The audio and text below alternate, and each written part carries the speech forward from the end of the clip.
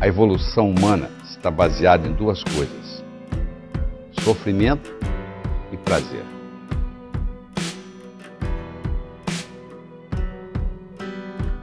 Napoleão Bonaparte dizia que só tem duas coisas que motivam o ser humano: medo e interesse.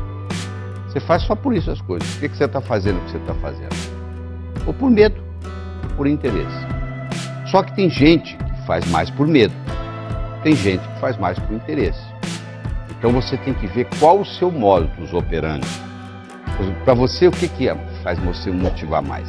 Você se motiva mais para evitar coisas ou você se motiva mais para obter coisas? Vou dar um exemplo.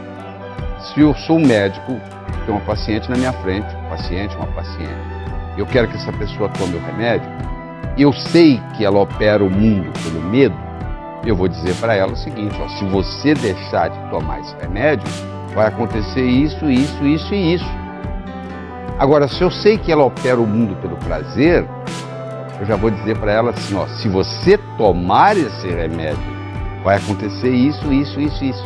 Para uma eu vou dizer o que vai acontecer se não tomar o remédio. Para outra eu vou dizer o que vai acontecer se tomar o remédio.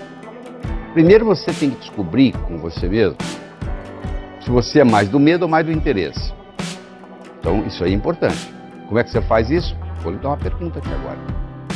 Imagine que eu estivesse lhe perguntando o seguinte: se dinheiro não fosse problema na sua vida, você continuaria trabalhando? Provavelmente você responderia sim, né? Aí eu vou lhe perguntar, mas por quê? Se você falar assim, eu continuaria trabalhando porque se eu trabalhar, eu evito o choro das crianças em casa, a lamúria da sogra, ou seja, você está evitando coisas. Se você respondesse para mim, porque se eu trabalhar, eu vou fazer amizades, eu vou realizar projetos, eu vou conhecer gente nova, você está buscando o prazer. Então primeiro você conhece você, qual é o seu modus operandi. Depois que você descobriu isso, você então vai ver como os outros funcionam.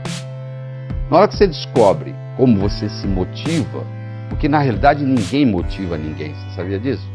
Toda motivação, no fundo, é automotivação. O que a pessoa pode fazer é usar um componente linguístico para estimular alguém a se automotivar.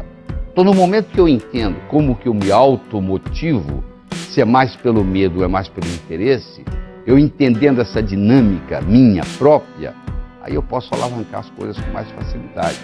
E aí o céu fica o limite, né? Porque aí eu não dependo de ninguém. Eu dependo da minha própria habilidade em evoluir. Convicção traz sucesso. Sabia disso? Por quê? Você gosta de futebol? Domingo à tarde está assistindo uma partida, o jogador vai bater um pênalti, ele perde o pênalti. Ou porque o goleiro defendeu, pegou na trave, chutou para fora. Observe. Aquele jogador, nos próximos 15 minutos, ele joga mal. Por que ele joga mal? Porque ele tem que se recuperar da sua autoestima, que foi lá embaixo, porque ele perdeu o pênalti.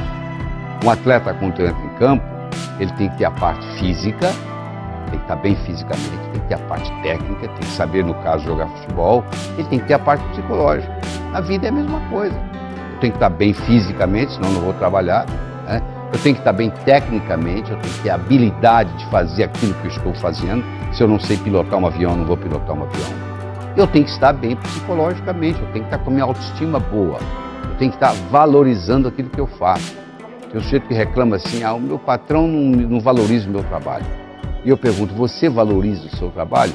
Porque toda valorização começa com uma autovalorização. Então, primeiro você valoriza aquilo que você faz, para depois o mundo valorizar. É igualzinho. Primeiro você gosta de você, para depois o mundo gostar de você. Se você não gosta de você, é que você vai esperar que o mundo goste de você. O mundo vai gostar de você se você mesmo não gosta de si mesmo. Não é um absurdo. Quer dizer, esse processo de você desenvolver a sua autoimagem, de você desenvolver a sua autoestima, é fundamental. Não é só na sua vida pessoal, não. É na sua carreira, é em você ser promovido, em você vender. Um vendedor que tem autoestima baixa, quando ele chega no processo de a transação de venda, ele não se sente confortável, ele não se sente com a confiança necessária para poder fazer acontecer. Porque se eu estou vendendo algo para alguém, eu tenho que passar uma certa confiança. Se eu não tenho confiança no que eu estou vendendo, se eu não tenho confiança em mim mesmo, como é que o cara vai comprar alguma coisa na minha mão? Para valorizar a vida dele, se eu não consigo valorizar a minha. Então esse componente ele não é muito discutido, ele não é muito trabalhado nas empresas. Pensa que simplesmente só o conhecimento é suficiente. Se fosse assim, todo mundo teria mais ou menos o mesmo desempenho, porque vão para as mesmas escolas, estudam com os mesmos professores, e o desempenho, você pega uma sala de 50 alunos, você acompanha aqueles alunos durante a vida, eles tiveram os mesmos professores, eles vão ter um desempenho totalmente diferente na vida, porque essa parte da valorização é fundamental. Então você tem que todo dia estar sabendo o seguinte, como é que você faz para você valorizar a contribuição que você está dando? Como é que você se sente valorizado no processo? Se isso não acontecer, nada mais acontece.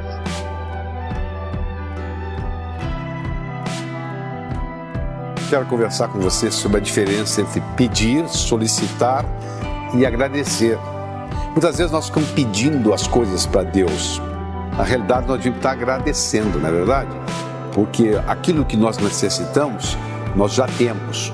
Você imagina se você tivesse um filho, que toda vez que ele lhe visse, ele solicitasse alguma coisa. Você ia falar assim, ó, já veio o pidão de novo. Você ia começar a evitá-lo. Nós somos 6 bilhões e meio de pessoas. Você já pensou todo mundo pedindo? Na realidade, o que nós devemos fazer é agradecer, é manifestar gratidão. Agradeça aquilo que você tem para obter aquilo que você quer. A gratidão é a mãe de todas as virtudes, porque ela funciona como se fosse uma cibernética. É como se fosse um processo de realimentação. Você sabe, se você colocar na temperatura de uma sala, no termostato 21 graus Celsius, a temperatura vai ficar em torno de 21, porque a temperatura da sala vai fornecer para o termostato a informação de que a temperatura está daquele jeito que deveria de ser ou não. A gratidão é o modo da gente dizer para o universo, ó, eu estou satisfeito, eu tenho que agradecer aquilo que tem e gostaria de ter, e também agradecer aquilo que eu não tenho e não gostaria de ter. Mas eu tenho que fazer isso, não é só da boca para fora, não. A linguagem, ela só tem força, solicitando ou agradecendo, quando aquilo que sai da minha boca, na forma de palavras, tem um reflexo no meu cérebro na forma de imagens. A minha linguagem só é poderosa quando ela está gerando imagens. Então você tem que prestar atenção naquilo que você fala, mas de uma forma que à medida que você vai falando, você vai gerando a correspondência linguística no cérebro. Então não adianta, por exemplo, eu estar falando só e não dá tempo de comunicar para o meu cérebro essas imagens. Ela não tem o mesmo impacto. Por exemplo, se eu vou fazer uma afirmação, que você sabe que hoje existem estudos mostrando o poder da afirmação. Se eu fizer uma afirmação só da boca para fora, eu vou provar que a afirmação não tem valor nenhum. Mas se eu fizer uma afirmação e cada vez que eu faço a afirmação, eu deixo gerar no meu cérebro a imagem correspondente à linguagem daquela afirmação, aí isso sim tem impacto. Aí você começa a ver que faz uma diferença. Se você começar a fazer afirmações negativas, Deus, você não quer nem pensar nisso, né? Engraçado, se eu falo que é para você pensar negativo, você fala, não quero. Agora, muitas vezes você discute se o pensar positivo funciona. Ninguém quer pensar desgraça, né? Porque se pensar desgraça pode acontecer, né? Quer dizer, essa parte a pessoa acredita. Não, eu não vou pensar desgraça para não acontecer. Agora é a parte positiva, ou é o outro lado da moeda. Então, quando você estiver solicitando, ou estiver agradecendo, ou estiver falando, você tem que deixar as imagens refletirem no cérebro.